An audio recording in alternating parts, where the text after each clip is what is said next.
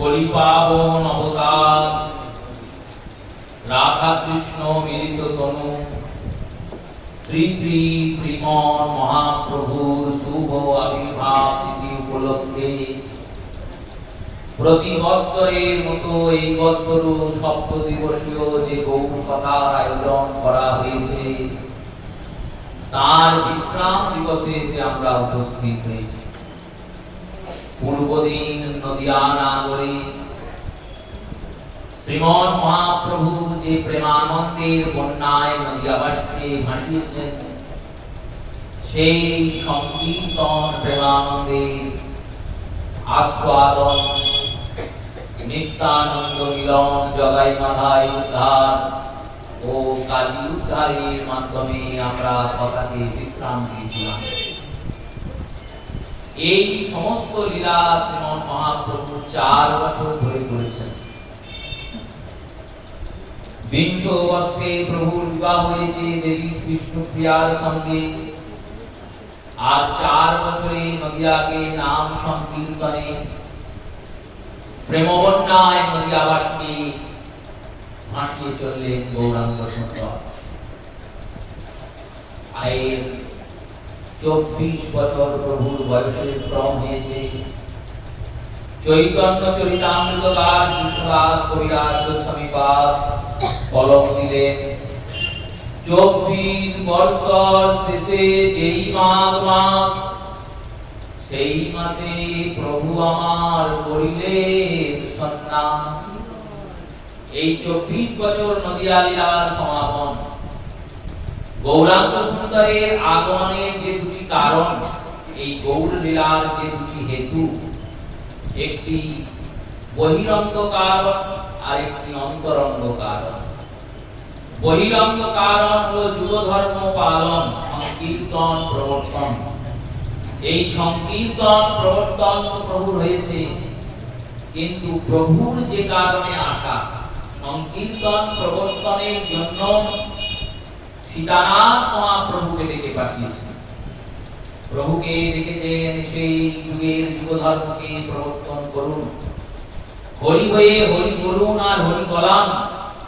এই হরিনাম সংকীর্তনের প্রবর্তন প্রভু করেছেন। কিন্তু ওই বৃন্দাবনে সেই কৈছন রাধা প্রেমা, কৈছন মধুরিমা, কৈছন সুখ দীর্ঘ ভোর, এদিন বাঞ্ছিত ধন ব্রজে না হইল পূরণ, না পাইয়া ভাবিয়েন ওর। তখন ভাবিয়া মনে শ্রীরাধার স্বরূপ বিনে এ বাঞ্ছা পূর্ণ প্রভু নয়। রাধা ভাব কান্তি ধরি, রাধা প্রেমা গুরু করি, নদিয়াতে হইল উদয়। প্রথম দিন আমরা শুনেছিলাম শ্রীমতী রাধারানী কাছে শ্যামসুন্দর তার প্রেমটা আর মনটাকে চেয়েছিলেন, তার অঙ্গকান্তিটা চেয়েছিলেন। আবার মস্তক রাধাময় হয়ে কৃষ্ণচন্দ্র রাধা বিরহকে, রাধারানী যেমন করে কৃষ্ণের বিরহ পেয়েছেন সেই বিরহটাকে অনুভব করতে চেয়েছেন। এতদিন আনন্দের লীলা কাটল, এবার ওই বিরহ অনুভবের জন্য মহাপ্রভু ব্যাকুল হয়েছেন। প্রাণ নিত্যানন্দ প্রভুকে দেখে গৌর সুন্দর বলছেন, শোনো দাদা, পিপিলক খাইলাম কফ নিবারিতে, বাড়িল কমিল না রোগ বাড়িল তুলিতে, এসেছিলাম জগৎ উদ্ধার করিতে, বুঝিল না লোক তাই বসিলাম নাসিতে। দাদা নিত্যানন্দকে বলছেন, শোনো, আমি জগতে এই হরিনাম প্রেম দান করতে এসেছিলাম, কিন্তু এই নাম ও প্রেম সবাই গ্রহণ করছেন। কারণ যারা অজ্ঞানী মূর্খ তারা তো নাম করছে, যারা পাপী তাপী পাষণ্ডী তারা তো হরিনাম করছে, কিন্তু যারা বিদ্বান তারা বলছে নাম কেন করব। সন্ন্যাসীরে কেহ নাই দেয় দণ্ড, সবাই করে সম্মান, অতএব সন্ন্যাস করি, প্রচার করিব এই নাম। সন্ন্যাসীকে কেউ দণ্ড দেয় না, সবাই সম্মান করে, মান্যতা দেয়। তাই আমি সন্ন্যাস গ্রহণ করব। নিতাই চাঁদ কি বলছেন মহাপ্রভু? বলছেন, শোনো, ইন্দ্রাণী নিকটে কাটোয়া নাম গ্রাম, যেথায় আছে কেশব ভারতী শুদ্ধ নাম, তার কাছে মোর সন্ন্যাস হইল সুনিশ্চিত। আমা ছাড়া জানিবে মোর পঞ্চভৃত্য। আমি ছাড়া আমার 5 জন অনুগত, তারা এই সন্ন্যাসের লীলাটা জানবে। এই 5 জন কে কে? আর এই 5 জনই কেন জানলেন? এত তো প্রভু পার্ষদ, সবাইকে মহাপ্রভু জানাননি, 5 জনাকে জানিয়েছেন। আর এই 5 জনেই মহাপ্রভুর সঙ্গে এই আমাদের এই ধামে, এই পাড়াটাতে এসেছেন। যেমন প্রভুর চরণ ধুলি আছে, তেমন এই 5 জনের চরণ ধুলিও এখানে মিশে আছে। এই 5 জনকে কে? প্রথম হলেন নিত্যানন্দ। গৌরাঙ্গ সুন্দরের চরণ ধুলি যেমন এই ধামে পড়েছে, তেমনই নিতাই চাঁদের চরণ ধুলিও পড়েছে। কারণ নিতাই চাঁদ সন্ন্যাসীর সময় সাক্ষী উপস্থিত।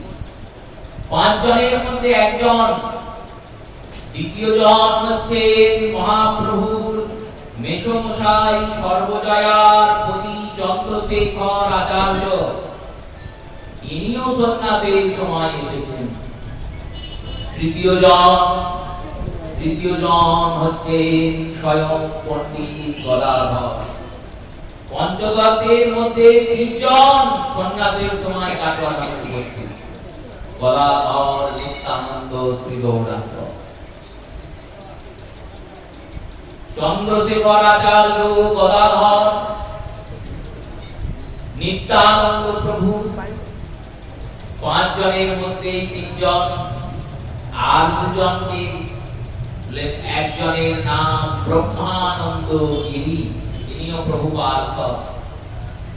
আর একজন মুকুন্দ দাস, ইনিও প্রভু পার্ষদ। এই 5 জনকে কেন জানানো হলো? সর্বপ্রথমে মহাজনগণ বললেন, সন্ন্যাস গ্রহণ করলেই হয় না, ভজন জিনিসটা খুব গুরুত্বপূর্ণ, তাৎপর্যপূর্ণ, মহত্বপূর্ণ। এত তরল বস্তু নয়, এত সহজ বস্তু নয়। আমরা মন্ত্রকে প্রাপ্তি করি, দীক্ষা গ্রহণ করি, কিন্তু দীক্ষা গ্রহণ, মন্ত্র গ্রহণের মাহাত্ম্যটা অনুভব করি না। এই মাহাত্ম্য অনুভব করি না বলে আমরা তার অনুভব উপলব্ধি পাই না। যেমন শালগ্রাম দেখতে তো নুড়ির মতোই, কিন্তু তার মধ্যে সাক্ষাৎ ভগবান বাস করছেন। তাকে সিংহাসনে বসিয়ে তুলসী দিয়ে, পুষ্প দিয়ে ব্রাহ্মণরা অর্চন করছেন। এই শালগ্রামে তুলসী দান করেই তো সীতানাথ গৌরসুন্দরকে রেখেছেন। এই শালগ্রামের চরণে কেঁদে কেঁদেই গোপাল ভট্ট রাধারমণকে প্রকট করেছেন। কিন্তু যদি মূর্খ ব্যক্তির হাতে শালগ্রাম যায়, তিনি তো ওটাকে ভগবৎ স্বরূপ চিন্তন করবেন না। তিনি ভাববেন এটা একটা নুড়ি মাত্র, আর ওই নুড়ি মাত্র ভেবে শালগ্রাম দিয়ে বাদাম বাঁধবে। তাই মাহাত্ম্যটা জানলে অনুভবটা অধিক হয়। আমরা দীক্ষা গ্রহণ করি গুরু পরম্পরার কাছে গিয়ে, গুরুজনদের কাছে গিয়ে। দীক্ষা গ্রহণ হয়ে গেছে মানে আমি সব পেয়ে গেছি, কিন্তু তা তো নয়। সবার কাছে দীক্ষা নেওয়া যায়? বলল না। চতুর সম্প্রদায় বিহীনে মন্ত্র নিষ্ফলা মতা। 4 সম্প্রদায়ের বাইরে তুমি মন্ত্র নিলে সে মন্ত্রের ফল হবে না। এবার এই 4 সম্প্রদায়ের মধ্যে যে গৌড়ীয় বৈষ্ণব সম্প্রদায়, তার মধ্যেও কোন পরিবার, কোন শাখা, কোথা থেকে সেই শাখা পরম্পরা এলো, এগুলোকে জানার চেষ্টা করতে হবে। গুরুপাদ পদ্ধতি জিজ্ঞাসা করতে হবে। যেমন আমাদের প্রত্যেকের এই দেহটা একটা করে নাম আছে, একটা করে বংশ পরিচয় আছে। নাম বংশ পরিচয়টা যেমন জানা দরকার, তেমনি ভজন জগতেও গুরু পরম্পরার স্বীকার করা দরকার, জানা দরকার, শাখা দরকার। কারণ এই পরম্পরাতেই কৃপাটা আসবে আপনার কাছে। যেমন দাদুর সম্পত্তি তার পুত্র পেয়েছে, আর তার সম্পত্তি নাতি পেয়েছে। পিতার সম্পত্তি পুত্র, তার সম্পত্তি তারপরে পরম্পরায় যায়। তেমনি যখন কৃষ্ণ কৃপা আসবে, তখন ওই পরম্পরাতেই আসবে। এটাই পরম্পরার ভিত্তি। এই রূপে সন্ন্যাস গ্রহণ করতে গেলে 10টা সন্ন্যাসী সম্প্রদায় আছে। আদি শঙ্করাচার্য 10 জনকে সন্ন্যাস সম্প্রদায়ের দীক্ষা দান করেছিলেন। গিরি, পুরী, ভারতী, বন, অরণ্য, তীর্থ, এই সমস্ত 10 গামী সম্প্রদায়ের মধ্যে দীক্ষা নিতে হবে। মহাপ্রভুর দীক্ষা গুরু ঈশ্বর কৃপা, কিন্তু এবার তিনি সন্ন্যাস নেবেন। তাই ভারতী বর্গের সন্ন্যাস কেশব ভারতী শুদ্ধ নাম। এই ইন্দ্রাণী নামক পরগনার পাশে কাটোয়া নামে গ্রাম। ইন্দ্রাণীর নিকটে কাটোয়া নামে গ্রাম। তথায় আছেন কেশব ভারতী শুদ্ধ নাম। এই শুদ্ধ কেশব ভারতীর কাছে সন্ন্যাস গ্রহণ করবেন। সন্ন্যাস গ্রহণ করবেন বলে প্রভু আসছেন। সন্ন্যাসের সময় সন্ন্যাসীকে সাক্ষী রাখতে হয়। সন্ন্যাসীকে সাক্ষী রাখতে হয় বলে ব্রহ্মানন্দ গিরিকে নিয়ে এসেছেন। তিনি একজন সন্ন্যাসী, গিরিবর্গের সন্ন্যাসী। এই ব্রহ্মানন্দ গিরি হলেন সন্ন্যাস ও সাক্ষী। সন্ন্যাসের সময় একজন আত্মীয়ের থাকার অতি আবশ্যক। এই আত্মীয় হচ্ছে মেসমশাই সর্বজয়ার পতি চন্দ্রশেখর আচার্য। একজন অভিভাবকের দরকার। এই অভিভাবক হলেন দাদা নিতাই চাঁদ। আর সন্ন্যাসের কর্ম করতে হবে, তো কৌপিন বহির্বাস খরিদ করতে হবে, নাপিতের দান দক্ষিণা দিতে হবে। সন্ন্যাসের জন্য যে যে সামগ্রী, হোমের কাঠ আদি লাগবে, সেগুলো সব জোগাড় করতে হবে। তাই একটা সেবক দরকার। সেবক হিসেবে মুকুন্দ দাস এসেছেন। আর যার ঋণে জর্জরিত হয়ে ভগবান গৌর হয়েছেন, সেই শ্রীমতী রাধাই সদাগর রূপে প্রকটিত গৌর লীলায়। তাই তার ঋণ পরিশোধ করবেন বলে। অধিক ঋণে যখন মানুষ জর্জরিত হয়ে যায়, আর সেই ঋণ শোধ করার যখন তার কাছে কোনো ক্ষমতা থাকে না, তখন সে নিজেকে দেউলিয়া ঘোষণা করে যে আমি দেউলিয়া হয়ে গিয়েছি, আমার শোধ করার কোনো ক্ষমতা নেই, যেটুকু আছে সব তোমাদের দিয়ে দিলাম, এবার এটি তোমরা সন্তুষ্ট হও। তেমনি শ্যামসুন্দর তিনি চিন্তা করেছেন এই রাধারানীর ঋণ আমি শোধ করবো কি করে। কৃষ্ণের প্রতিজ্ঞা আছে অনাদিকাল হইতে, যে আমায় জইছে ভজে আমি ভজি তৈছে। এই প্রতিজ্ঞা ভগবানের অনাদিকালে। যে জনামাং প্রপদ্বন্তে স্বং তথৈব ভজেমহং। ধ্রুব আর প্রহ্লাদ ভগবানকে প্রভু জ্ঞান করে নিজেদের দাস জ্ঞান করে ভজনা করেছেন।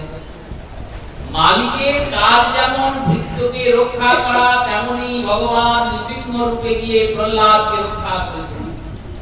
যতবার প্রহ্লাদ বিপদে পড়েছে, প্রভু ততবার রক্ষা করেছেন। সুবল শ্রীরাম দাম বসুদাম যেমন কৃষ্ণের সঙ্গে সকালকে ভজনা করেছেন, তেমনি কৃষ্ণ তাদেরকে সকালকে মণিচুরি করেছেন। কিন্তু গোপীদের ঋণে গোবিন্দ জর্জরিত, কারণ এনারা সব ত্যাগ করে কৃষ্ণকে ভজনা করেছে। এনারা নিজেদের সুখ কখনো চাননি, শুধু কৃষ্ণ সুখ। ব্রজাঙ্গনার প্রেম হয় কাম দ্বন্দ্বহীন, কৃষ্ণ সুখ তাৎপর্য এই তার চিহ্ন। কৃষ্ণের সুখ তাৎপর্য তাই তার চিহ্ন। সেই কৃষ্ণ সুখ তাৎপর্যের জন্য তারা দেহ ধর্ম, বেদ ধর্ম, কুল ধর্ম সব ত্যাগ করেছেন। সব।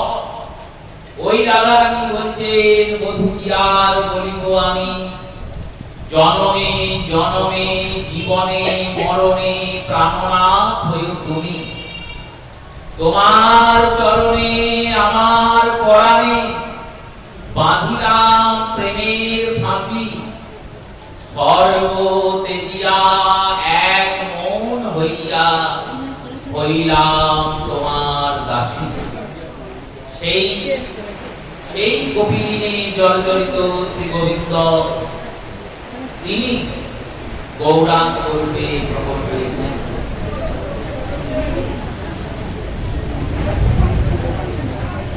তিনি গৌরাঙ্গ রূপে প্রকট হয়েছেন।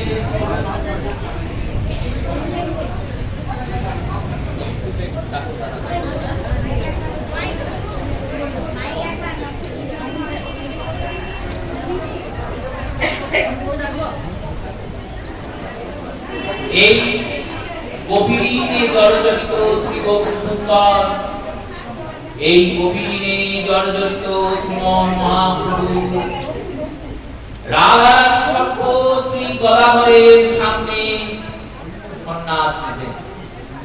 তাই এই পাঁচজনকে মহাপ্রভু জানালেন, মই সারা জানিবে মোর পঞ্চ ভৃত্য, আমার পাঁচজন ভৃত্য জানবে।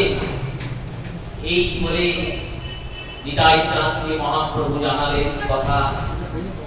শুনিয়া কেশের অদর্শন, তৎক্ষণাৎ নিত্যানন্দ হলেন অচেতন। ওই বিগল বিগল চাঁচর চুলা থাকবে না, এই শুনে নিতাই চাঁদ অজ্ঞান হয়ে গেলেন। জ্ঞান ফেরার পর নিতাই চাঁদ গৌরের হাত ধরে বলছে, ভাই সচিমা কি দোষ করেছে? তুমি তো হরিনাম নবদ্বীপে বসেও করতে পারো, তুমি তো এই রাধারানী কৃষ্ণ বিরহ দশা নবদ্বীপে বসেও কৃষ্ণ কৃষ্ণ বলে কাঁদতে পারো, কেউ তো বাধা দেয়নি। নবদ্বীপে তোমার মাতা, তোমার প্রিয়া বিষ্ণু প্রিয়া, তারা তোমার ভজনে বিক্ষেপ করেনি, ভজনে সহায়তাই তো করে। সহায়তা করা সত্ত্বেও তুমি কেন এই রকম করে বিষ্ণুপ্রিয়াকে, সচিমাতাকে, আপামর নদিয়াবাসীকে কাঁদিয়ে নীলাচল যাবে? মহাপ্রভু বলছেন, শোনো দাদা, আমি যখন ওই কৃষ্ণের বিরহে পাগল হয়ে কৃষ্ণ কৃষ্ণ বলে আছাড় খেয়ে পড়ব, সেই লীলা সেই রূপ এনারা দর্শন করতে পারবেন না। সন্ন্যাস গ্রহণ করে আমাকে সন্ন্যাসীদের মায়াবাদতা দূর করতে হবে। কৃষ্ণ নামকে পরিপূর্ণ সিদ্ধ করে সন্ন্যাসীদের মুখ দিয়ে কৃষ্ণ বলাতে হবে। তারা যখন কৃষ্ণ বলবেন, তখন পণ্ডিত বিদ্বান ব্রাহ্মণগণ এই নামকে স্বীকৃতি দেবেন। তার আগে তো দেবেন না। নিতাই চাঁদ শুনলেন, শুনে প্রস্তুত থাকলেন মানসিক রূপে প্রভু সন্ন্যাস নেবেন। প্রত্যেককে মহাপ্রভু আলাদা আলাদা করে জানালেন। একদিন গঙ্গার ঘাটে সচিমাকে বলছেন, মা, কৃষ্ণের নাম করতে এই সংসার বড় বিড়ম্বনা। এই সংসার বিড়ম্বনায় কৃষ্ণ নাম হয় না। সংসার আছে বলে কৃষ্ণ ভজনে বড় বাধা। সচিমা শুনছেন, বলছেন, কেন নিমাই? আমি তো তোমায় কোনো নামে বাধা নাই। তুমি নাম করতে করতে নগরের যত্র তত্র সর্বত্র বিচরণ করো। কই, আমি তো বলিনি যে নাম করতে যাওয়া হবে না, আমি তো হরিভজনে বাধা দিই। তুমি এই কথা কেন বলছো? তোমার প্রিয়া পত্নী তিনিও তোমায় কৃষ্ণ ভজনে বাধা দেননি, তাহলে তুমি এরকম কেন বলছো? মহাপ্রভু বলছেন, মনটা আমার খুব বিচলিত হয়ে যায়। তীব্র বৈরাগ্যে চারিদিকে এত মনটা কৃষ্ণের জন্য ছটফট করে না। কেমন ছটফট করে না, মোর মন বাম দিন, জল বিনা যেন মিন, কৃষ্ণ বিনা ক্ষণে মরি যায়, মধুর হাস্য বদনে কৃষ্ণ তৃষ্ণা দ্বিগুণ বাড়ায়। ভগবান কৃষ্ণের জন্য মনটা এমন ছটফট করে। বললো কেমন ছটফট করে না, মোর মন বাম দিন, জল বিনা যেন মিন। জল ছাড়া যেমন মাছ ছটফট করে, তেমনি আমার মনটা কৃষ্ণের জন্য ছটফট করে, উতলা হয়ে যায়। ভাবি কৃষ্ণের কাছে যাব, আর এই ভেবে যখন কৃষ্ণের চিন্তা করতে বসি, দেখি ওই ব্রজেন্দ্র নন্দন ব্রজেন্দ্র নাগর তিনি আমার হৃদয়ে এসে লুকিয়ে বসেছেন। যখন ছুটে যাই, যাহা বলো তাহা যাই, কোথা গেলে তারে পাই, এত বলি চলিলেন ধাইয়া। চরিতামৃতকার বিরহ দশার বর্ণনা দিচ্ছেন, যেখানে বলবে আমি সেখানে ছুটে যাব। এই রকম কৃষ্ণের জন্য আমার মনটা ছটফট করে। কৃষ্ণের চিন্তা করলে কি মনে হয় জানো মা? সচিমাতা বলছেন, কি মনে হয়? মনে হয় গোবিন্দকে আমি হিয়ার মাজারে রাখি, আর হিয়ার হৃদয়ের মাজারে রেখে প্রাণ ভরে তাকে সাজাই।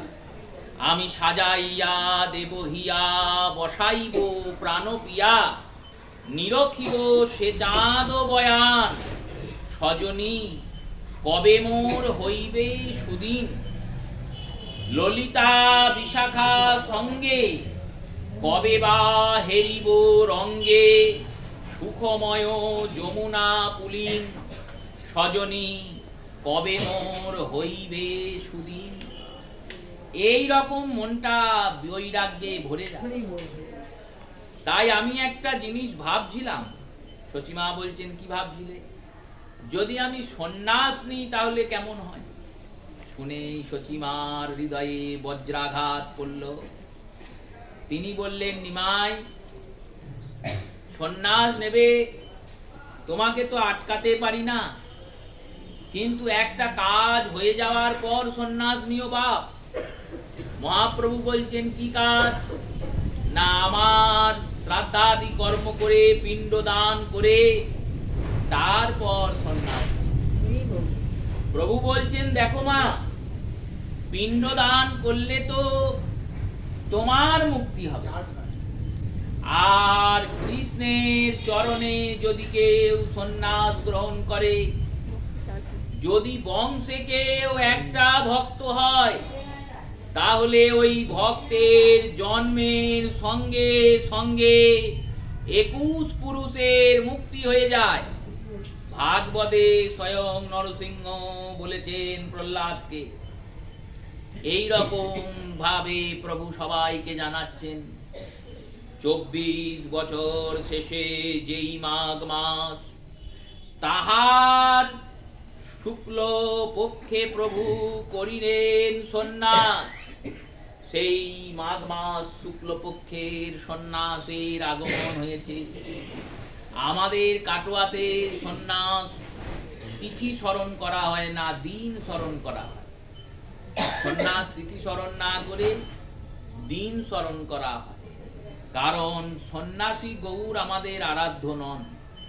আমাদের নদিয়া চন্দ্র, নবদ্বীপ চন্দ্র গৌরাঙ্গই আরাধ্য।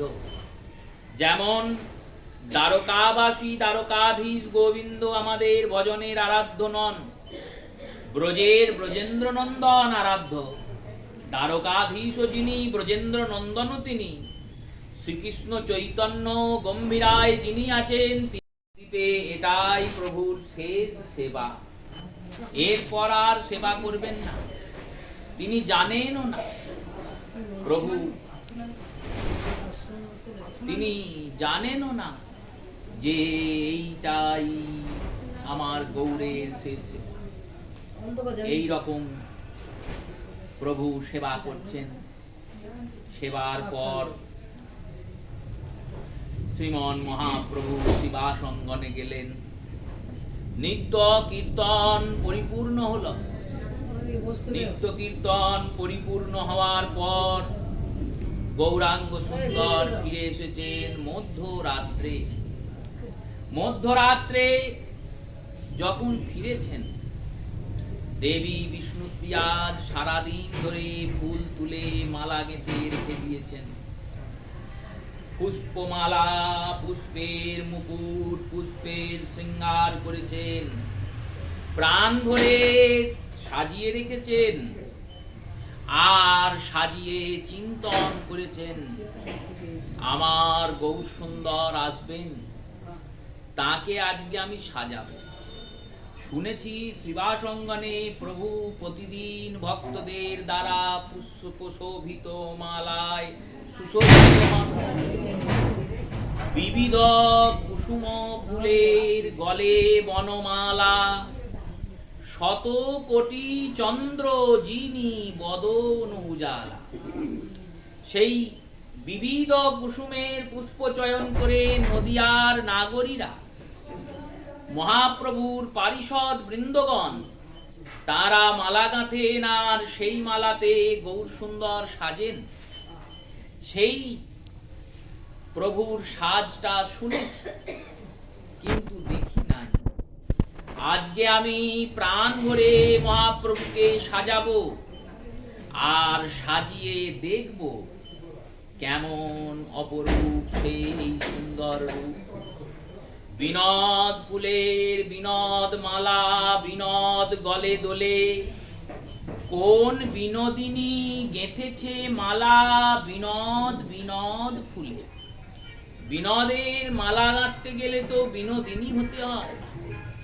সেই বিনোদিনী গৌরাঙ্গ, সেই বিষ্ণুপ্রিয়ার প্রাণ গৌর, তাকে সাজাবেন দেবী।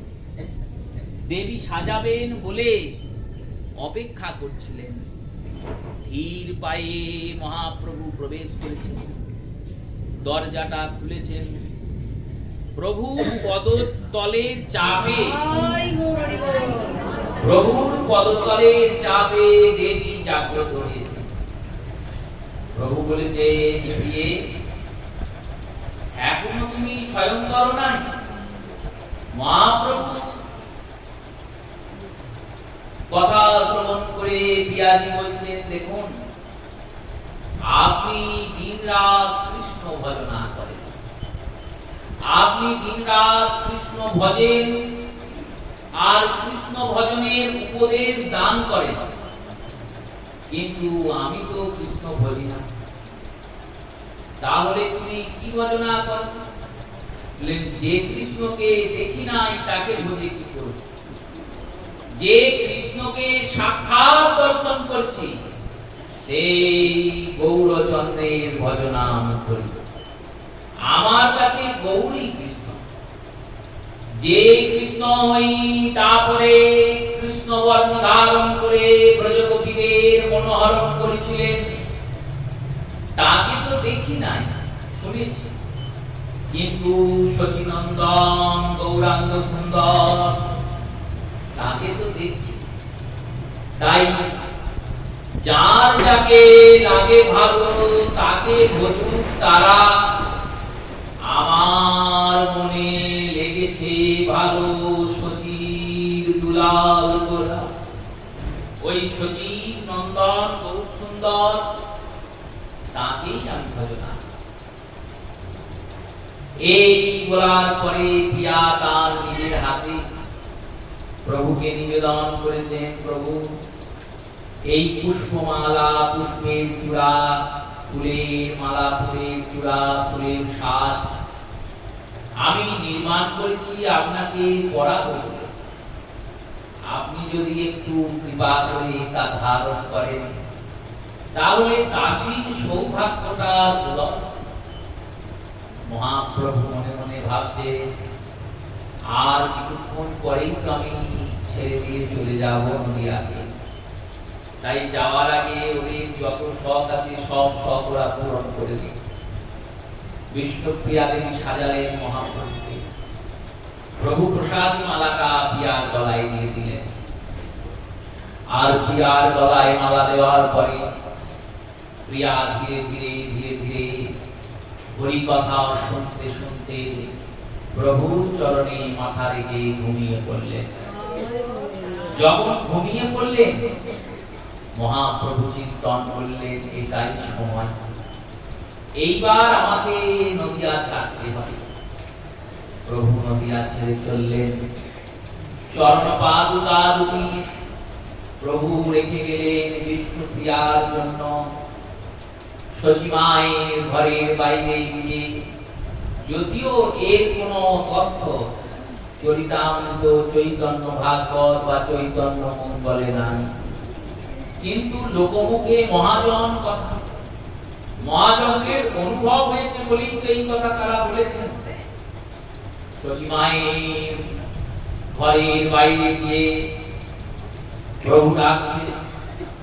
সচিমা ঘুমের ঘরে বলছেন, ব্রজের পাখি তুই ব্রজে ফিরে যা। এই সমস্ত লীলাদি করে নির্দয়ের ঘাট থেকে মহাপ্রভু ঝাঁপ দিলেন। আর ঝাঁপ দিয়ে এসে কাটোয়ায় এই স্থানে কেশব ভারতী ভজন কুটি, যেখানে এখন খুব সুন্দর অবস্থান করছেন মন্দিরে, ওই মন্দিরটা ছিল গঙ্গা। আর তার পারে যেখানে কেশব ভারতীর আশ্রম, সেটাই ছিল আশ্রম। তখন আজ থেকে 540 বছর আগে গঙ্গা 100 বছর অন্তর অন্তর তার গতিপথ পরিবর্তন করে। এখন গঙ্গা পিছাতে পিছাতে অনেক দূরে চলে গেছে। আজ থেকে 100 বছর পর আবার গঙ্গার পরিবর্তন হয়ে যাবে। সেই রূপে শ্রীমান মহাপ্রভু এসে পড়েছেন কেশব ভারতীর চরণে। আর ওইদিকে মধ্যরাত্রে মহাপ্রভু যেই নবদ্বীপ ছেড়ে চলে গিয়েছেন, অমনি একটা পেঁচা তারস্বরে বিষ্ণুপ্রিয়ার জানলার বাইরে এসে দেখেছেন। ভগবৎগণ বলছেন, হেথা বিষ্ণুপ্রিয়া চমকি উঠিয়া পালঙ্কে বোলালো হা। আর প্রভু না দেখিয়া কাঁদিয়া কাঁদিয়া, প্রভু না দেখিয়া কাঁদিয়া কাঁদিয়া, শিরে মারে করাঘাত গো, শিরে মারে করাঘাত। বলি ছেড়ে দিয়ে চলে গেলে এই হতভাগিনী গৌরাঙ্গ দাসীকে, ছেড়ে দিয়ে চলে গেলে। সচিমাকে দিয়ে বিষ্ণুপ্রিয়া ডাকছেন, মা আর ঘুমিও না, তোমার পুত্র নাই। সচিমাতা বলছেন, নাই মানে? তিনি নবদ্বীপ ছেড়ে চলে গেছেন। সচিমা ডাকছেন নিমাই নিমাই বলে, আর প্রতিধ্বনি আসছে নাই নাই নাই। নিমাই আর নাই নবদ্বীপে। গোটা নবদ্বীপ কাঁদছে। আর এদিকে মহাপ্রভু সন্ন্যাস গ্রহণ করবে বলে কেশব ভারতীর দ্বার প্রান্তে এসে উপস্থিত হয়ে বসে আছে। প্রাতকাল হয়েছে। ওই প্রভুর 5 জন ভৃত্য তারা এসে উপস্থিত হয়েছে।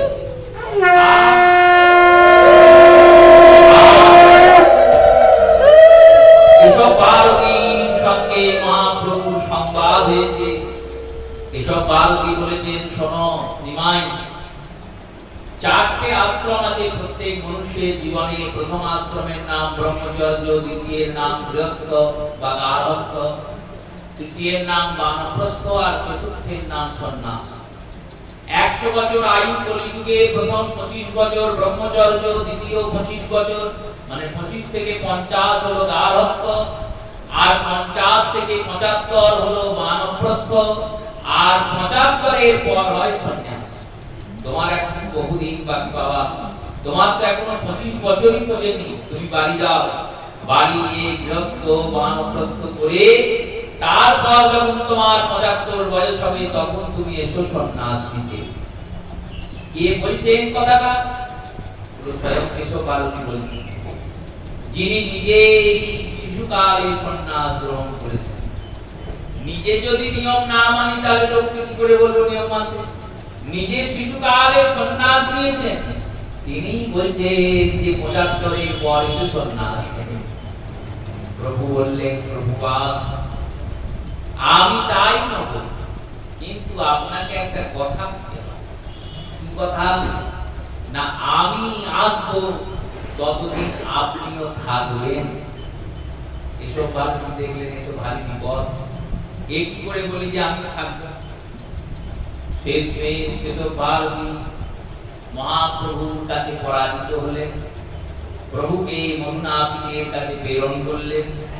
কেশব মুন্ডন হলো মহাপ্রভুর, জোর কমণ্ডল ধারণ করেছেন, অরুণ বসন সুশোভিত হয়েছেন, দণ্ড কমণ্ডল ধারণ করিয়ে কেশব ভারতী নিয়ে গিয়েছেন তার সেই সন্ন্যাস ঘরে।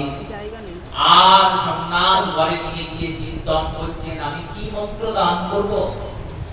যার উপাসনা আমরা করি সেই উপাস্য কৃষ্ণচন্দ্রকে কার মন্ত্র দেব, কি মন্ত্র দেব? মহাপ্রভু বলছেন, প্রভু গতদিন রাত্রে আমি একটা স্বপ্ন দেখেছি, স্বপ্নে দেখলাম আপনি আমার কানে এই মন্ত্র দান করছেন, দেখুন তো এই মন্ত্র দেওয়া যাবে নাকি? এই বলে প্রভু কেশব ভারতীর কর্ণে মন্ত্র দিলেন। সেই মন্ত্রই কেশব ভারতী মহাপ্রভুর কর্ণে দিলেন। আর সন্ন্যাস নেওয়ার পর নাম পরিবর্তন হয়। মহাপ্রভুর নাম পরিবর্তন করে কেশব ভারতী নাম রাখলেন। বললেন, আজ হইতে তোমার নাম শ্রীকৃষ্ণ চৈতন্য, কৃষ্ণে চৈতন্য করিয়া জীবে করিবে ধন্য। বললেন, শ্রীকৃষ্ণ চৈতন্য নাম রাখলাম তোমার, আর কৃষ্ণে চৈতন্য করিয়া এই জীবকে ধন্য করবে। মহাপ্রভুর নাম হলো শ্রীকৃষ্ণ চৈতন্য। বলিয়ে শ্রীকৃষ্ণ চৈতন্য মহাপ্রভু কি জয়। প্রভুর নাম হলো, নদিয়াতে গৌরচন্দ্রের জন্ম হয়েছে, আর এই চিন্ময় ভূমি কাটোয়া গ্রামে শ্রীকৃষ্ণ চৈতন্যের জন্ম হয়েছে। নদিয়াতে সতীমাতা জগন্নাথ মিশ্র গৌরচন্দ্রকে অবতীর্ণ করেছে, আর গুরুপাদ পদ্ম কেশব ভারতী তিনি শ্রীকৃষ্ণ চৈতন্যকে আমাদের মাঝে জন্ম দিয়েছেন। যার নাম উচ্চারণ করলে জীবের কৃষ্ণ চৈতন্য হয়, সেই শ্রীকৃষ্ণ চৈতন্য নাম পেয়েছেন। হরিনাম দীক্ষা হয়েছে, 3 দিন 3 রাত প্রভু অবস্থান করেছেন আমাদেরই রাধাকান্তের মন্দিরে। কেশব ভারতীর আশ্রমে পড়েছেন, গুরুপাদ পদ্মকে দীক্ষার চন্দন দিয়েছেন, আর দিয়ে দক্ষিণা দান দক্ষিণা সম্পাদন করার পর প্রভু হা কৃষ্ণ প্রাণনাথ, হা বৃন্দাবন, হা কৃষ্ণ, হা বৃন্দাবন এই বলে ছুটতে ছুটতে চলে যাচ্ছেন। কেউ তাকে ধরতে পারছে না। যেমন তীর ধনুক থেকে বেরোনোর পর আর সেই তীরকে ধরা সম্ভব হয় না, যেমন মুখ থেকে শব্দ বেরোনোর পর সেই শব্দকে আর ফিরিয়ে আনা সম্ভব হয় না, যেমন বন্দুক থেকে গুলি বেরোনোর পর নিমেষের মধ্যে সেই গুলি কোথায় চলে যায়, যেমন বিদ্যুৎ বজ্রপাত যখন হয় ওই বিদ্যুৎ দেখা যাচ্ছে, আর কোথায় গিয়ে কোন গাছকে কোন বনকে জ্বালিয়ে পুড়িয়ে ছাই করে দিল কেউ দেখতে পায় না। তেমনি মহাপ্রভু কৃষ্ণ বলে ছুটেছেন, ছোটাকা সবাই দেখেছে, কিন্তু কোথায় প্রভু চলে গিয়েছেন কেউ দেখতে পাচ্ছে না। সবাই চিন্তন করছেন। গদাধর, চন্দ্রশেখর, মুকুন্দ, ব্রহ্মানন্দগিরি সবাই বলছেন কোথায় গেলেন প্রভু? নিতাই চাঁদ বললেন কোনো চিন্তা নেই, আমি তাকে ফিরিয়ে আনবো। এই ফিরিয়ে আনবো বলে নিতাই চাঁদ মহাপ্রভুর পিছনে গেলেন। গদাধর, চন্দ্রশেখর আদিদের বললেন তোমরা গিয়ে শান্তিপুরে অবস্থান করো। চন্দ্রশেখর আচার্যকে বললেন আপনি সতীমাতাকে নিয়ে শান্তিপুরে আসুন, আমি যেন তেন প্রকারে যে করেই হোক প্রভুকে নিয়ে ঠিক পৌঁছাবো শান্তিপুর। এই বলে নিতাই চাঁদ ছুটেছেন মহাপ্রভুর পিছনে। মহাপ্রভু যাচ্ছেন। এবার যেতে যেতে নিতাই চাঁদ চিন্তন করছেন প্রভু কোন দিকে যাচ্ছে, কোন দিকে যাচ্ছে। এই গঙ্গার তীর বরাবর প্রভু যাচ্ছেন। প্রভু তো জানেন কোন দিকে বৃন্দাবন, এর আগে তো গয়া গিয়েছেন তিনি এই জলপথ ধরে, তাই ঠিক পথেই যাচ্ছেন। কিন্তু নিতাই চাঁদকে তো ফিরিয়ে আনতে হবে গৌর সুন্দরকে, তাই গৌর সুন্দরকে ফিরিয়ে আনবেন বলে নিতাই চাঁদ যখন পিছনে পিছনে যাচ্ছেন তখন জিজ্ঞাসা করতে করতে চললেন। একটা ছোট্ট শিশুকে দেখেছেন, রাখাল বালককে। রাখাল বালককে জিজ্ঞাসা করছেন, কি জিজ্ঞাসা করছেন?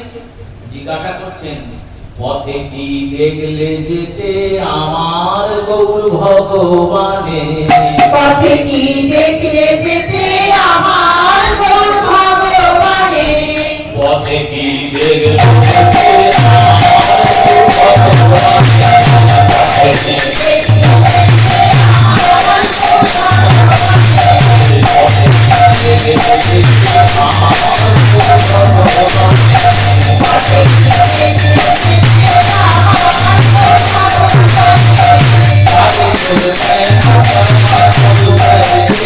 যেতে আমার গৌর জয়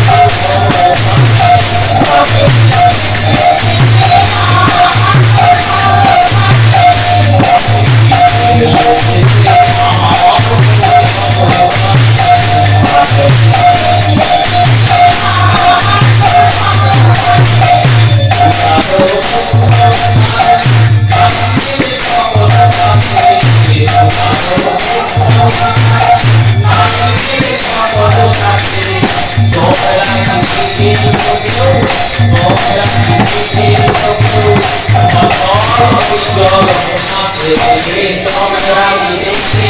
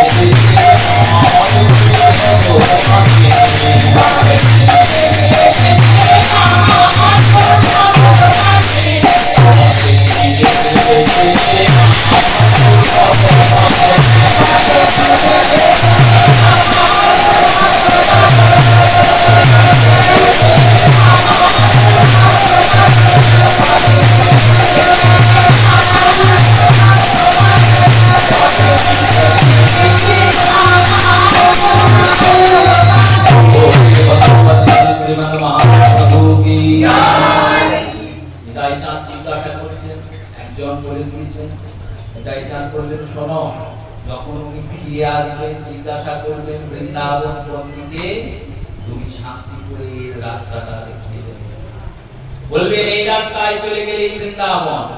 বহু সুন্দর জিজ্ঞাসা করেছেন, সেই রাখাল বালক দেখিয়ে দিয়েছেন শান্তিপুরের রাস্তা। প্রভু গিয়ে পৌঁছেছে সেই স্থানে। নিতাই চাঁদের সঙ্গে দেখা হয়েছে, বলছেন শ্রীপাদ আপনি এখানে কি করে এলেন? মহাপ্রভুকে বলছেন প্রভু তুমি যেখানে আমি সেখানে, চলো আমরা বৃন্দাবন যাই। আমরা তো বৃন্দাবনে দুই ভাই, তুমি কৃষ্ণ আমি বলা। সেই ভাবনিকার কালী নিতাই চাঁদ তিনি গৌরাঙ্গ সুন্দরকে নিয়ে যখন গঙ্গা পার হচ্ছেন, মহাপ্রভু বলছেন এটা তো গঙ্গা। নিতাই চাঁদ বলছেন না না এটা যমুনা। যমুনা জ্ঞানে গঙ্গা পার করিয়ে শান্তিপুরে পৌঁছালেন। সীতানাথের গৃহে সীতানাথ নিত্যানন্দ শ্রী গৌরচন্দ্র তিন প্রভু আজ এক ঠাঁই হয়েছেন, একত্রিত হয়েছেন। প্রভু নিতাইকে বলছেন তুমি আমায় বঞ্চনা করলে, বললেন করি নাই তো। তুমি ছলনা করলে আমায়, আমাকে মিথ্যা বললে, বললে বৃন্দাবন নিয়ে যাব, দিয়ে শান্তিপুর নিয়ে এলে। নিতাই চাঁদ বলছেন আমি তো কিছু ছলনা করিনি। যেখানে বৃন্দাবন চন্দ্র আছেন সেটাই তো বৃন্দাবন, যেখানে রাধা গোবিন্দ আছেন সেটাই তো বৃন্দাবন। রাধা কৃষ্ণ মিলিততম শ্রী গৌরাঙ্গ যেখানে আছেন সেটাই তো বৃন্দাবন। প্রভু সেখানে অবস্থান হলো পক্ষকাল। পক্ষকাল অবস্থানে সচিমাতা এলেন, গৌরাঙ্গ সচিমায়ের পুনর্মিলন হলো, দর্শন হলো। এরপর মহাপ্রভু চললেন নীলাচলের পথে। সপ্তদিবসীয় কথাতে 6 দিন ধরে আমরা নবদ্বীপ লীলা দিয়েছিলাম। মানে একদিনে 24 বছরের লীলা কি বলা যায়? এই সবে সন্ন্যাস, এরপর 24 বছরের সন্ন্যাস। যাই হোক, তার মধ্যে হরিবাসর আছে, তার উপরে আবার ওপরে বছরের ডাকাডাকি শুরু করেছে, অনেকে ভয়ে পালিয়েছে, অনেকে আবার ফিরে এসেছে। এইসব চলাচলি চলছে। যাই হোক, যার কথা শুনছি তিনি যেমন বলাবেন তেমন বলবো, যার কথা শুনছি তিনি যতটা শোনাবেন ততটাই। মহাপ্রভু ছুটছেন উদ্দণ্ড হয়ে নীলাচলের দিকে। নীলাচলে যাওয়ার পথে সুবর্ণরেখা নদীর কাছে নিতাই চাঁদ দণ্ড ভেঙে দিলেন। তারপরে প্রভু যাচ্ছেন, যাওয়ার পথে দুই স্থানে মহাপ্রভুর অবস্থান। রেমুনাতে ক্ষীরচোরা গোপীনাথে যখন প্রভু প্রণাম করলেন, ক্ষীরচোরা গোপীনাথের চূড়া মহাপ্রভুর মস্তকে পড়ল। নিজের মুখে মহাপ্রভু সেখানে মাহাত্ম্য বর্ণনা করলেন। কোথায় আছো মাধবেন্দ্রপুরী, যার লাগি গোপীনাথ করলেন ক্ষীরচুরি। মাধবেন্দ্রপুরী মাহাত্ম্য বর্ণনা করার পর কটকে সাক্ষী গোপাল দর্শন করলেন। সাক্ষী গোপাল দর্শন করে প্রভু যখন পৌঁছেছেন পুরীর সন্নিকটে, 18 নালা পার হয়েছেন। আর 18 নালা পার হওয়ার পর মহাপ্রভু যেই জগন্নাথের ওই চূড়া দেখেছেন, সঙ্গে সঙ্গে দণ্ডবত প্রণাম করেছেন, জয় জগন্নাথ বলে। बोले जगन्नाथ देव की, बलदेव की, सुभद्रा मैया की, नीलाचल धाम की। नीलाचल धाम में महाप्रभु पहुंचे। जगन्नाथ दर्शन करे हाप्राणनाथ ब्रजेंद्र नंदन बोले छुटेছেন প্রভু। আর প্রভুকে কেউ খুঁজে পায়নি। যেমন সন্ন্যাস নিয়ে ছুটেছিলেন, কেউ দর্শন পায়নি, তেমনি যারা সঙ্গী সাথী তারা পিছিয়ে দিয়েছে। মহাপ্রভু ছুটতে ছুটতে পৌঁছেছেন জগন্নাথ মন্দিরে। আর জগন্নাথকে দর্শন করে বলছেন, এতদিন পরে নাথ আইলে তুমি ফিরে। অবলা হয়ে গিয়েছিলাম, পাষাণ হলে যেতাম বলে, তুমি এতদিন পর আমায় দর্শন দিলে।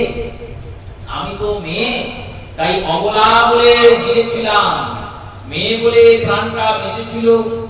যদি পাষাণ হতাম তাহলে তোমার বিরহে চলে যেতাম। ওই জগন্নাথকে দর্শন করে মহাপ্রভু ছুটেছেন প্রভু জগন্নাথের গর্ভ মন্দিরে। এক লাফে জগন্নাথের রত্ন মন্দিরে উঠেছেন। আর হাপ্রাণনাথ বলে জগন্নাথকে আলিঙ্গন যেই আলিঙ্গন করেছেন, অমনি মূর্ছিত হয়ে পড়ে গেছেন। পাণ্ডাদিরা প্রহার করবেন বলে লাঠি নিয়ে ছুটে গেছেন। পিছনে নিতাই চাঁদ, অদ্বৈত, চন্দ্রশেখর আচার্য আর নবদ্বীপবাসী যত ভক্ত সবাই ছুটতে ছুটতে এসে পৌঁছেছেন।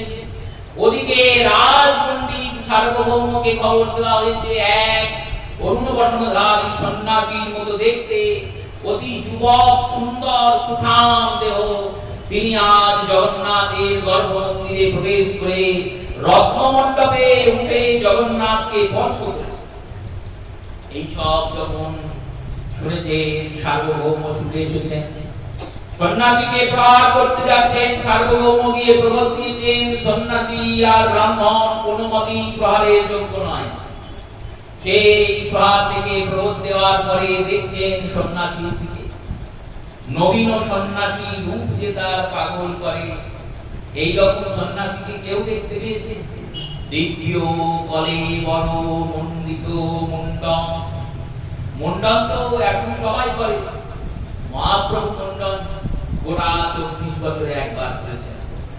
প্রভুর নরলীলা হলেও ভুললে চলবে না যে ইনি সাক্ষাৎ ভগবান।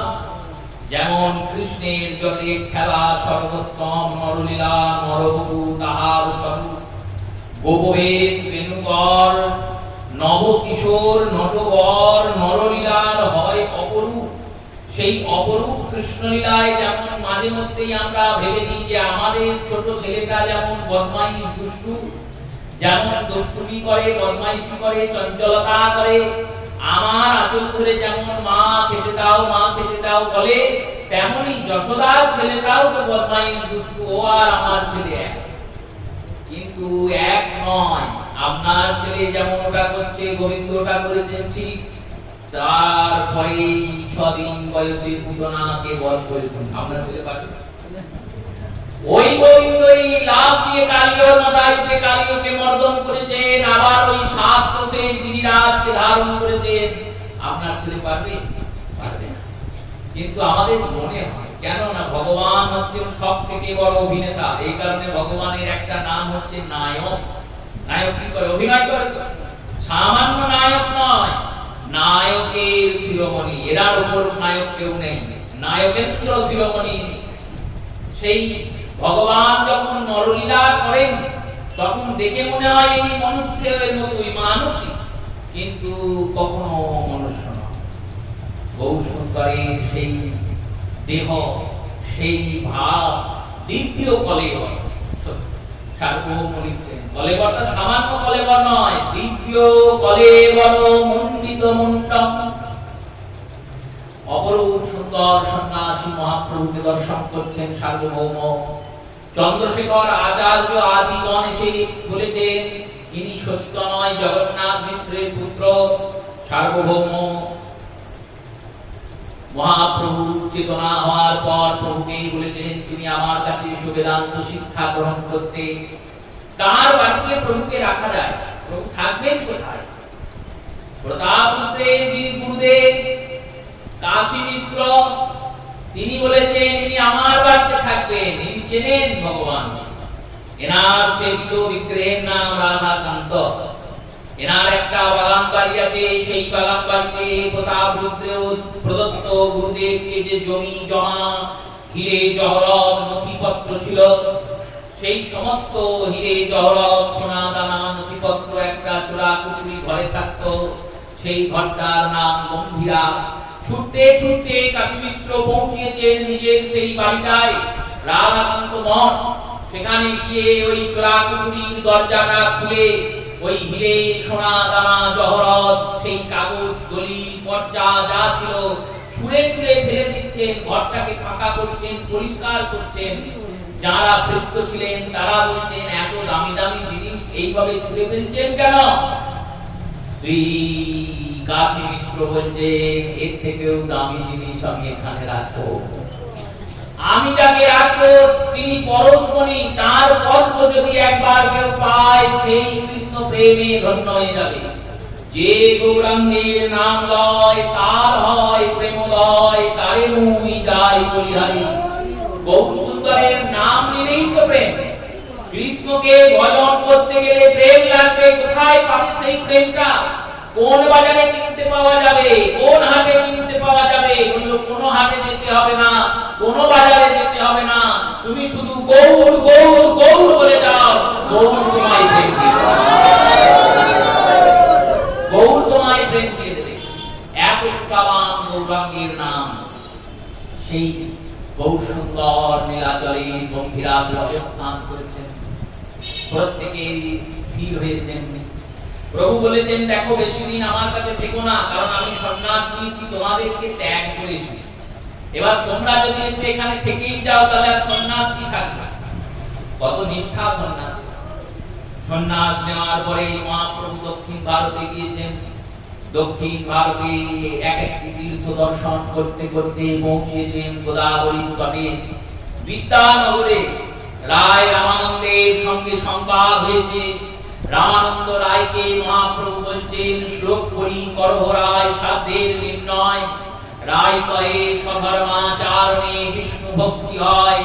প্রভু কহে গৃহবাদ্য আগে কহ আর। রামানন্দ রায়কে বলছেন বলো সাধ্য কি করে পাবো? সাধ্য আর সাধন। সাধন মানে যার দ্বারা ভজন করা হচ্ছে, আর সাধ্য মানে যার ভজনা করা হবে।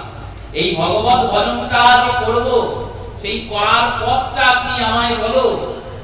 রামানন্দ রায় বললেন স্বধর্মাচারণে বিষ্ণু ভক্তি হয়। যে যে ধর্ম পালন করছেন সেই ধর্ম যদি পুঙ্খানুপুঙ্খ পালন করেন তিনি ভগবানের ভক্ত হয়ে যাবেন। অর্জুনকে ভগবান তাই বলেছেন না এই কথা? বলেছেন তুমি ক্ষত্রিয়, ক্ষত্রিয়ের ধর্ম পালন করো তাহলে কৃষ্ণ পাবে।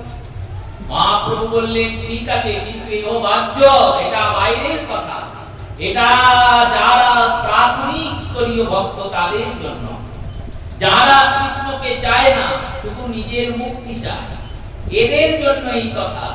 প্রভু কহে ইহবাহ্য আগে কহওয়াত। রায় কহে স্বধর্মাচরণ, স্বধর্ম ত্যাগ সর্বশুদ্ধ সাধ। রামানন্দ রায় বললেন ধর্মকে ত্যাগ করে ভগবানের ভজনা করলে ভগবত ভজন হয়। প্রভু কহে ইহবাহ্য আগে কহওয়াত। রায় কহে জ্ঞান মিশ্র ভক্তি সর্বসাধ্য সার। প্রভু কহে ইহবাহ্য আগে কহওয়াত। রায় কহে জ্ঞান শূন্য ভক্তি সর্বসাধ্য সার। প্রভু কহে ইহবাহ্য আগে কহওয়াত। রায় কহে প্রেমা ভক্তি সর্বসাধ্য সার। প্রভু কহে ইহবাহ্য আগে কহওয়াত। রায় কহে দাস্য প্রেম সর্বসাধ্য সার। প্রভু কহে ইহবাহ্য আগে কহওয়াত। রায় কহে শক্ত প্রেম সর্বসাধ্য সার। প্রভু কহে ইহ উত্তম আগে কহওয়াত। রায় কহে বাৎসল্য প্রেম সর্বসাধ্য সার। প্রভু কহে ইহ উত্তম আগে কহওয়াত। রায় কহে মাধুর্য রস সর্বসাধ্য সার। মহাপ্রভু বললেন এর উপর কি কিছু আছে? মাধুর্য রস মানে কান্তা প্রেম, যেমন ব্রজগোপীরা গোবিন্দকে ভালোবেসেছেন। এই যে দাঁড়িপাল্লাটায় মাপা হচ্ছে ভজনটা, সেই দাঁড়িপাল্লাটার নাম কি? হলো কৃষ্ণ অনুগ্রহ। কৃষ্ণের অনুগ্রহটা কতটা পাবো, মানে কৃষ্ণকে কতটা আপন করে পাবো। দাস গোবিন্দকে আপন করে পাচ্ছে ঠিকই, কিন্তু দাসের থেকে সখা আরো বেশি আপন করে পাচ্ছে। আর সখার থেকে মা বাবা বাৎসল্য স্নেহে কৃষ্ণকে আরো আপন করে পাচ্ছে। আর ব্রজগোপীরা বললেন তারা গোবিন্দকে একবারে আপন করে দিয়েছে। তাই গোবিন্দকে যাদের সর্বোত্তম পাওয়া যায় সেটাই সর্বশ্রেষ্ঠ। কান্তা প্রেম সর্বসাধ্যতা। মহাপ্রভু বললেন এই কান্তা প্রেমের উপর কিছু আছে? বললেন নেই।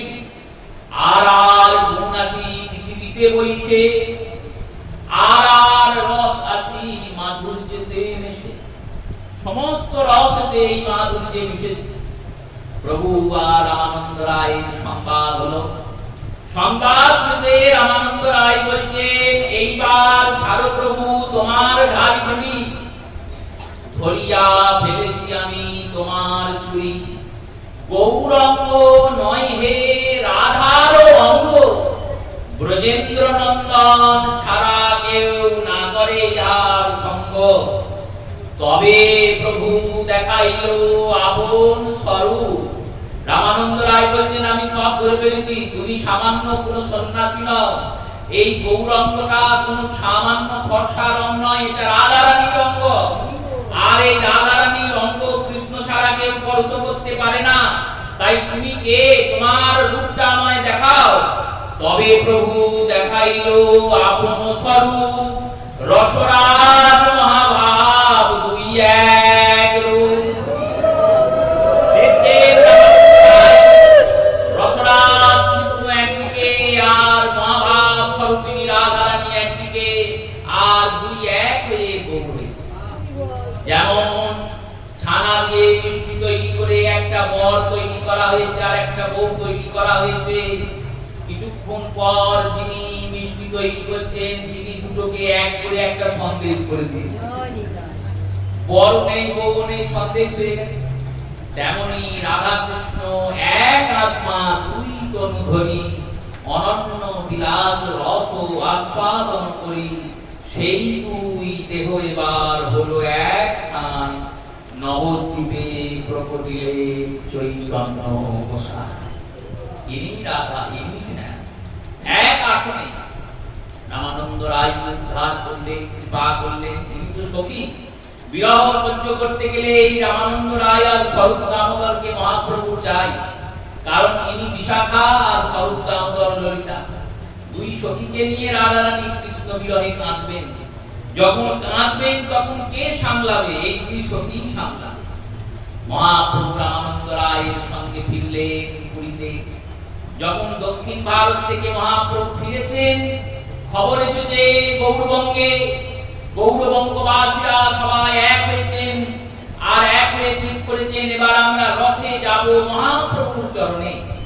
এই মহাপ্রভুর চরণে যাব বলে পানিহাটিতে সবাই গিয়ে এক হয়েছেন। যার যা জুটেছে সব নিয়ে গিয়েছে গৌর সেবা হবে বলে। আর সবকে এক করে রাঘব পণ্ডিত ঝালি তৈরি করেছেন। ঝালি মাথায় নিয়ে রাঘব চললেন। রাঘব চলে নীলা চলে, মুখে গৌর গৌর গৌর বলে। রাঘব পণ্ডিত ঝালি নিয়ে পৌঁছেছেন নীলাচল। নীলাচলে রথযাত্রার আগে পৌঁছানোর পর সেই ঝালি সমর্পণ হয়েছে কৃষ্ণ মিশ্রের আলয়ে। গুন্ডিচাতে মহাপ্রভুর সেই ঝালি রক্ষা হয়েছে। আর ঝালি রক্ষার পরে মহাপ্রভু নির্দেশ দিয়েছেন পরের দিন আমরা গুন্ডিচা মার্জন করব। গুন্ডিচা মার্জন হয়েছে। গুন্ডিচা মার্জনের পরের দিন রথযাত্রা। জগন্নাথ রথে এসে উপস্থিত হয়েছেন। মহাপ্রভুর নির্দেশে 7টা সম্প্রদায় নির্মিত হয়েছে। 4টে সম্প্রদায় রথের সামনে নাচবে, দুই পাশে দুটো সম্প্রদায় নাচবে, আর পিছনে নরহরি সরকার শ্রীখণ্ডবাসীরা নাচবে। তারা বলছেন আমরা সামনে গিয়ে যাচ্ছই না কেন? বলে সামনে সামনে নিচে জগন্নাথকে দেখে আমার কি লাভ, আমরা গৌর দেখবো আর নাচবো। এই রকম ভাবে সব সম্প্রদায়েরা নৃত্য করছে। মহাপ্রভু আলার চক্রের মতো ঘুরে ঘুরে নৃত্য করছে। বাসুদেব ভোগ গাইছেন, জয় জয় জগন্নাথ সচির মঙ্গল, জয় জয় জগন্নাথ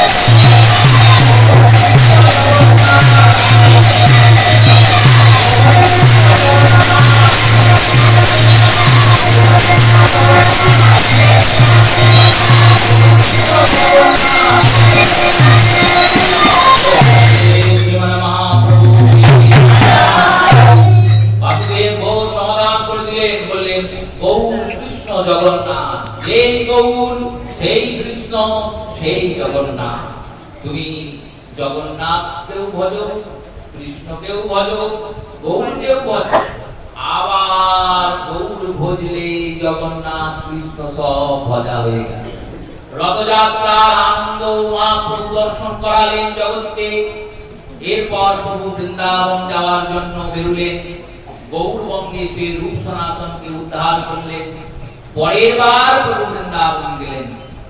আর বৃন্দাবন থেকে আসার পর 1 যুগ 12 বছর ধরে শুধু মহাপ্রভু কেঁদে চলেছেন, হা কৃষ্ণ প্রাণ কৃষ্ণ বলে।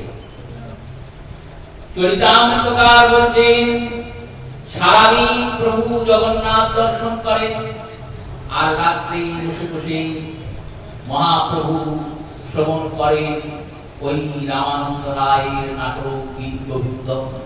গদ্গীত গোবিন্দম জয় দেবেন জগন্নাথ বল্লভম রামানন্দ রায় সেই সমস্ত গ্রন্থ শোনেন আর হৃদয়ে কৃষ্ণের কৃষ্ণাকে বাড়িয়ে ক্রন্দন করেন, বিবাহ করেন।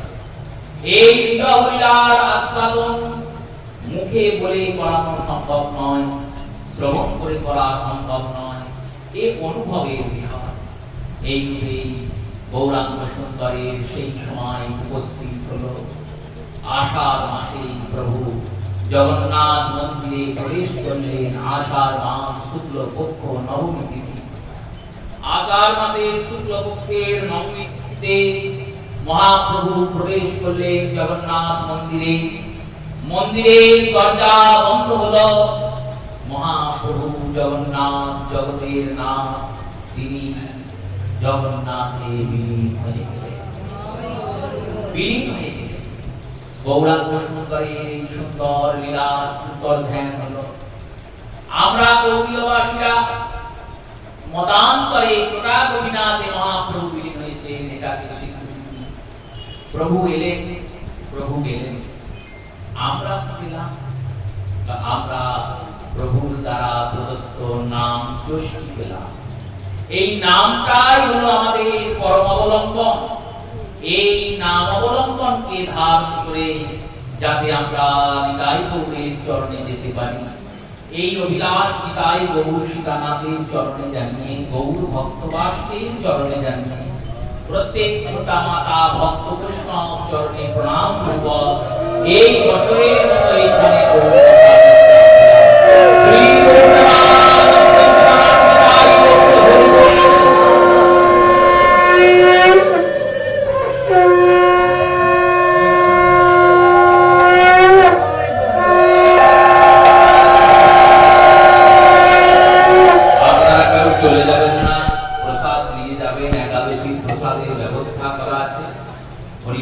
কীর্তন হবে, তারপর প্রসাদ বিতরণ।